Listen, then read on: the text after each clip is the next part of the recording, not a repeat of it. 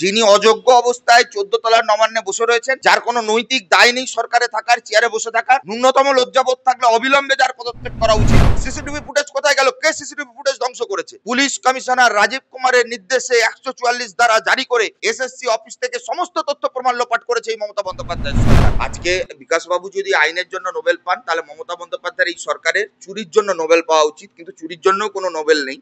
গোটা বিশ্ব জুড়ে, গোটা দেশ জুড়ে, গোটা রাজ্য জুড়ে যারা নিপীড়িত, বঞ্চিত, যারা যোগ্য হয়েও ন্যায় বিচার পাচ্ছেন না, তাদের গলার বলিষ্ঠ কণ্ঠস্বরের নাম বিকাশ রঞ্জন ভট্টাচার্য। দাদা, আমরা ইতিমধ্যেই যেমনটা দেখতে পেয়েছি 26,000 চাকরি বাতিল নিয়ে যেখানে রাজ্য রাজনীতি উত্তাল, ঠিক তার অন্যদিকে এই যে পুলিশের হাতে মারধর খেলো এই যারা ডিআই অফিসে তালা ঘেরাও অভিযানে গেছিল কসবায়, সেই কসবা থানার এসআইকেই নাকি এই পুরো তদন্ত ভার দেওয়া হয়েছে, কি বলবেন?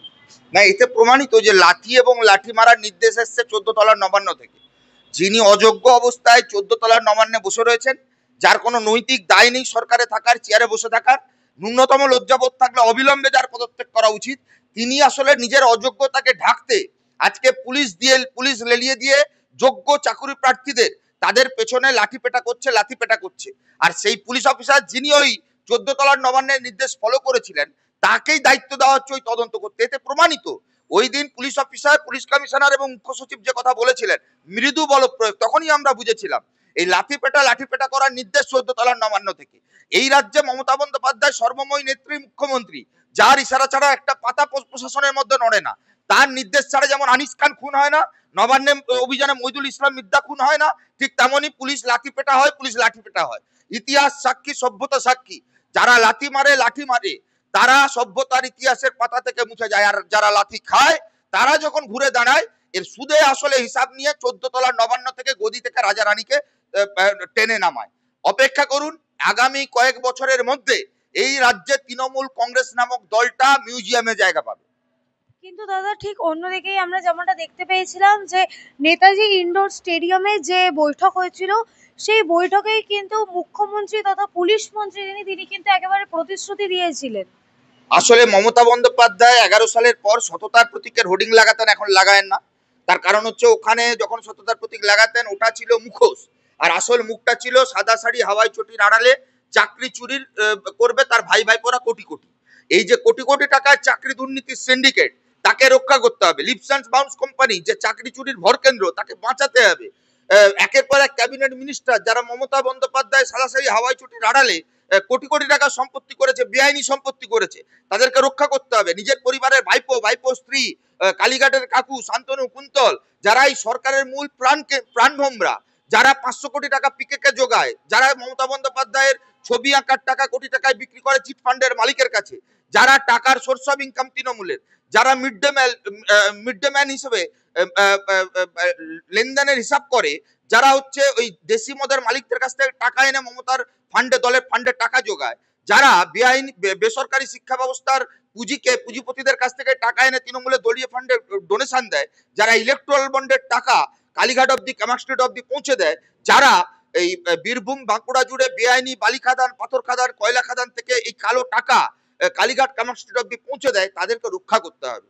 তাই মমতা বন্দ্যোপাধ্যায় নেতাজি ইন্ডোরে যা করেছিলেন ওটা ওই সাদা শাড়ি হাওয়াই চটির মতন, সততার প্রতীক মতন একটা অভিনয়, চিত্রনাট্য, যেখানে স্বৈরতান্ত্রিক সরকার, তার কিছু তাবেদার পুলিশ অফিসার, তার কিছু তাবেদার মমতাজীবী বুদ্ধিজীবী, তার কিছু শিখিয়ে পড়িয়ে দেওয়া কিছু চাকুরিহারা যারা তৃণমূল কংগ্রেসের সমর্থক, তাদেরকে সাজিয়ে গুছিয়ে একটা মঞ্চ রেডি করা হয়েছিল, যেখানে ওয়েব কুপা তৃণমূলের শিক্ষা সেলের নেতাদের দিয়ে নেতাজি ইন্ডোর ভরাট করা হয়েছিল।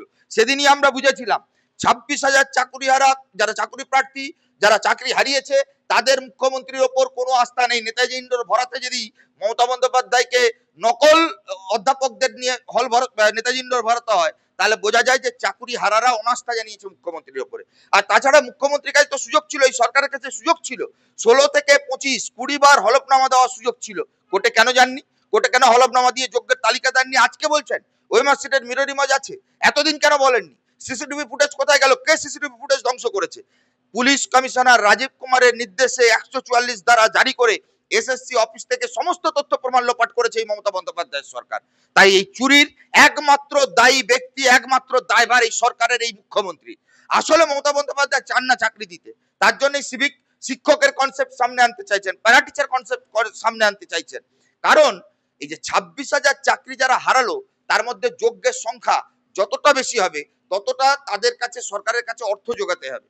আজকে এই 26,000 চাকরিহারাদের বাঁচানোর জন্য মমতা বন্দ্যোপাধ্যায় নেতাজি ইন্ডোরে ভুরি ভুরি মিথ্যে কথা বললেন সরকার নাকি রিভিউ পিটিশন করবে। আর সরকার সুপ্রিম কোর্টে গিয়ে কি আবেদন করছে, বলছে দয়া করে মাননীয় মহামান্য আদালত আপনি আমাদের মন্ত্রিসভার বিরুদ্ধে যাতে সিবিআইডি তদন্ত না হয়, হেফাজত না হয়, তার রায় দিন। তার মানে একটা সরকার, সে জানে সে চুরি করেছে, সে জানে সে দুর্নীতি করেছে, তারপরেও সে আপনার আমার ট্যাক্সের টাকায় মামলা লড়ে যাচ্ছে নিজের মন্ত্রিসভার সদস্যদের বাঁচাতে, নিজের পরিবারকে বাঁচাতে, দালালদের বাঁচাতে, চোরেদের বাঁচাতে। যোগ্যদের চাকরির জন্য সরকার নৈতিকভাবে দায় নিতে চাইছে না, আন্তরিকভাবে কাজ করতে চাইছে না। এই সরকার তো মানবিক সরকার নয়। এই সরকার আসলে মমতা বন্দ্যোপাধ্যায় তৃণমূল যত বেশি ঢাক পেটায় মানবিক সরকার, এই সরকারটা আসলে ছাত্রকে গাড়ি চাপা দেওয়ার সরকার, এই সরকারটা শিক্ষকদের লাঠি পেটা করার সরকার, এই সরকারটা জাল ওষুধের সরকার, এই সরকারটা চুরি লুটের সরকার। এই দুর্নীতির রাজ্য, এই দুষ্কৃতির রাজ্য মমতা বন্দ্যোপাধ্যায় তৈরি করেছেন। তাই এই দুর্নীতিরাজ, দুষ্কৃতিরাজ, এই চুরির যে সিন্ডিকেট, এই যে তোলাবাজি সিন্ডিকেট, দালাল চক্রের সিন্ডিকেট, চাকরি বেচার সিন্ডিকেটকে যদি ভাঙতে হয়, তাহলে 14 তলার নবান্ন থেকে অযোগ্য মুখ্যমন্ত্রীকে সরাতে হবে, তবে গিয়ে স্থায়ী সমাধান সম্ভব।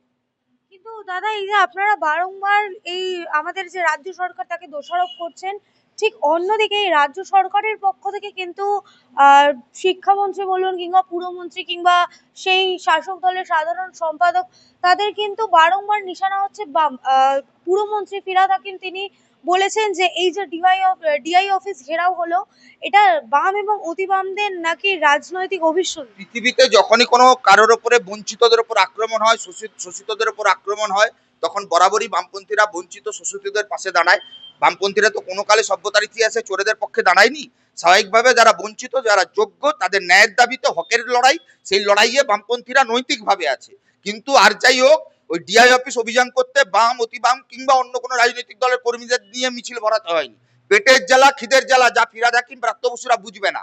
যারা কোটি টাকা খরচ করে ঝাড়বাতি লাগায়, যারা গরিব চায়ের দোকানদারদের উচ্ছেদ করে একটা গলিতে 13টা প্লট লুট করে, ভয় দেখিয়ে, বল প্রয়োগ করে নিজের পরিবারের দখলে রাখে, তারাই 26,000 চাকরি হারার পেটের জ্বালা, খিদের জ্বালা বুঝবে না। যারা নেতাজি ইন্ডোরে নিজের দলের নেতাদের বসিয়ে হল ভরিয়ে মিথ্যে অভিনয় করেছিল, মিথ্যে চিত্রনাট্য তৈরি করেছিল, আজকে 26,000 চাকুরিহারা শিক্ষক শিক্ষিকা সেই সরকারের মুখোশ টেনে নামিয়ে দিয়েছে, আসল চেহারা সামনে এসছে। ফিরহাদ হাকিম, কুণাল ঘোষ, মমতা বন্দ্যোপাধ্যায়রা ঠিক যেভাবে আরজি করে অভয়া তিলোত্তমাকে অপমান করেছিল, তার বাবা মার বিরুদ্ধে অভিযোগ করেছিল, আজকে ঠিক একইভাবে আজকে যোগ্য চাকরি প্রার্থীদের দিকে আঙুল তুলছে। আসলে এই সরকারটা চোরেদের পক্ষে, ধর্ষকদের পক্ষে। তখন ওরা আরজি করে সন্দীপ ঘোষদের পক্ষে ছিল, আজকে এই সরকারটা এই মুহূর্তে ওই চোর মন্ত্রিসভার পক্ষে, চোর তৃণমূলের নেতাদের পক্ষে। তাই তো আজকে আপনার আমার সমস্যা হচ্ছে, চাকরি প্রার্থীদের সমস্যা হচ্ছে, কিন্তু যারা চাকরি নিল, চাকরি বিক্রি করলো, চাকরি লুট করলো, সেই কোটি কোটি টাকা আত্মসাৎ করা তৃণমূলের নেতাদের টিকি খুঁজে পাওয়া যাচ্ছে না। তাই এই সরকারটা পরিষ্কার, এই চোরেদের পয়সায়, দুর্নীতির পয়সায় এই সরকার, এই নেতাদের এত বৈভব। স্বাভাবিকভাবে তারা তাদের ভূমিকা পালন করছেন। মমতা বন্দ্যোপাধ্যায়ের নির্দেশে অমানবিক সরকার, অমানবিক পুলিশ, তার এই অমানবিক আচরণ, এটা দল, সরকার, পুলিশ এক হয়ে মিলেমিশে কাজ করছে।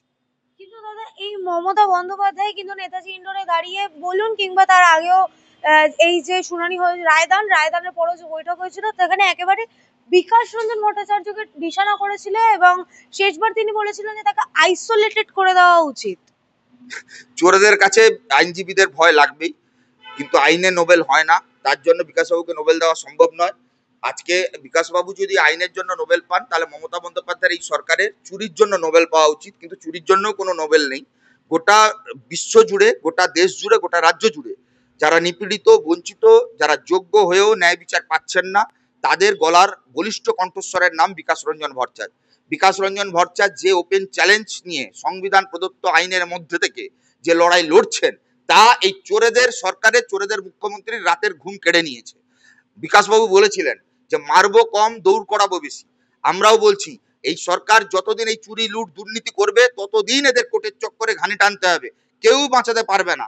সে দাদার হাত থাকুক, সে মোহন ভাগবতের হাত থাকুক, সে যেখানেই ম্যানেজ করুক টাকা দিয়ে, চোরেদের আলটিমেট জায়গা তিহার জেল, জেল যাত্রা এদের হবে।